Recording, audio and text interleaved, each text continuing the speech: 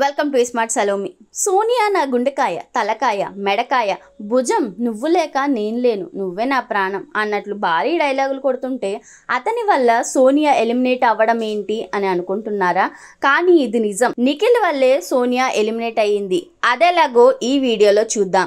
అయితే ఈ వీడియోని చివరి వరకు చూడడానికి ట్రై చేయండి. ఈ వీడియో కనుక నచ్చితే లైక్ చేయండి, షేర్ చేయండి, సబ్స్క్రైబ్ చేసుకోండి. అందరూ అనుకున్నట్లుగానే 4వ వారం నామినేషన్లో ఉన్న సోనియా ఎలిమినేట్ అయింది. సోనియా ఎలిమినేషన్ ని జనం శాసించడంతో ఆమెను బిగ్ బాస్ కాదు కదా, హోస్ట్ నాగార్జున కూడా కాపాడుకోలేకపోయారు. అందరూ కోరుకున్నట్లుగానే బిగ్ బాస్ నుంచి ఎలిమినేట్ అయింది సోనియా. అయితే సోనియా వల్ల నిఖిల్ ఆట షెడ్కి వెళ్ళిపోయిందని, ఈ మిస్ వల్లే అతని ఆట మిస్ఫైర్ అయిందనే విషయం హోస్ట్ నాగార్జునతో పాటు అందరికీ తెలిసింది. కానీ అసలు సిసల ఆట నిఖిల్ ఆడాడు.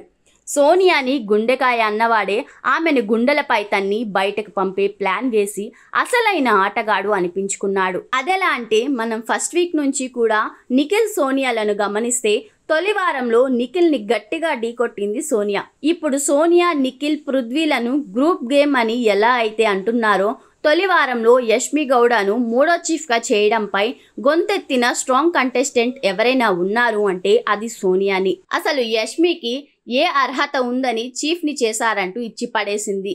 నిఖిల్ని నోరెత్తనివ్వకుండా చేసింది. అంతేకాదు, అసలు బిగ్ బాస్ ఆట మొదలైన తరువాత చప్పగా సాగుతుంటే శేఖర్ భాష ఆరెంజ్ గొడవతో ఒక్కసారిగా హైప్ తెచ్చింది సోనియా. ఆ వెంటనే కుక్కర్ ఇష్యూతో బేబక్కని గట్టిగానే ఢీకొట్టింది. హౌస్లోకి అప్పుడప్పుడే వచ్చి కనీసం పేర్లు కూడా తెలియని పరిస్థితుల్లో తన పేరే గట్టిగా వినబడేటట్లు చేసింది సోనియా. నిఖిల్ స్ట్రాంగ్ కంటెస్టెంట్గా ఉన్నాడని, అతన్ని ఢీ కొడుతుందని అంతా అనుకున్నారు. అతన్ని ఢీ కొట్టడం కంటే మచ్చిగా చేసుకుని తాను చెప్పినట్లుగా వినేటట్లుగా చేసే పథకంలో భాగంగానే సోనియా కావాలనే నిఖిల్తో ఫ్రెండ్షిప్ చేస్తుందని అంతా అనుకున్నారు. ప్రెజెంట్ నిఖిల్ సోనియా చేతిలో కీలుబొమ్మ అయ్యాడనేది ఇప్పటి వరకు కనిపించింది, వినిపించింది. కానీ సరిగ్గా అబ్జర్వ్ చేస్తే నిఖిల్ సోనియా దగ్గరకు వెళ్ళి ఆమెతో ఫ్రెండ్షిప్ చేయడానికి ప్రయత్నించాడు తప్పితే సోనియా నిఖిల్ దగ్గరకు రాలేదు. గ్రూప్ గేమ్ విషయంలో నేను అలా కాదు, నేను అలా చేయడం లేదు అని మొదలుపెట్టి మెల్లగా పిలుపు మార్చాడు. నాన్న, రేయ్ బంగారం అని ఇలా పిలుపు మార్చి సోనియాతో ఫ్రెండ్షిప్ని బలంగా మార్చుకున్నాడు. ఎందుకంటే హౌస్లో ఉన్న వాళ్లలో సోనియా వాయిస్ ఎక్కువగా వినిపించడంతో ఆమెతో ఢీ కొడితే గతంలో అఖిల్కి పట్టిన గతే తనకు పడుతుందని గ్రహించాడు. బిందు మాధవి ఎలాగైతే అఖిల్ని మడత పెట్టేసిందో సోనియా కూడా తనని మడత పెట్టేయడం ఖాయమని అనుకున్నాడు.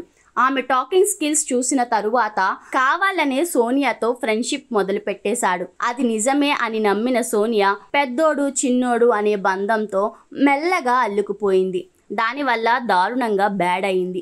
ఆమె క్యారెక్టర్ని సైతం తప్పు పట్టేటట్లుగా నిఖిల్ ఉచ్చులో ఇరుక్కుపోయింది. చూసే వాళ్ళకి సోనియా వలపు వల విసిరినట్లుగా అనిపించింది. కానీ అసలు సిసలు మాస్టర్ గేమ్ ఆడింది మాత్రం నిఖిలే. బాహుబలిలో కట్టప్ప మాదిరిగా స్నేహం పేరుతో సోనియాని నమ్మిస్తూ పెద్ద స్కెచ్ వేశాడు. తనకి పోటీ వస్తుందనుకున్న సోనియా నెగిటివ్ అయ్యేటట్లుగా చేసి ఇదిగో ఇలా హౌస్ నుంచి పంపేశాడు. నిజంగా సోనియాతో నిఖిల్ ఫ్రెండ్షిప్ చేస్తే హౌస్లో వాళ్ళు సోనియా గురించి అతని దగ్గరే బ్యాక్ బిచ్చింగ్ చేసినా కూడా ఒక్కసారంటే ఒక్కసారి కూడా సోనియా వైపు మాట్లాడలేదు.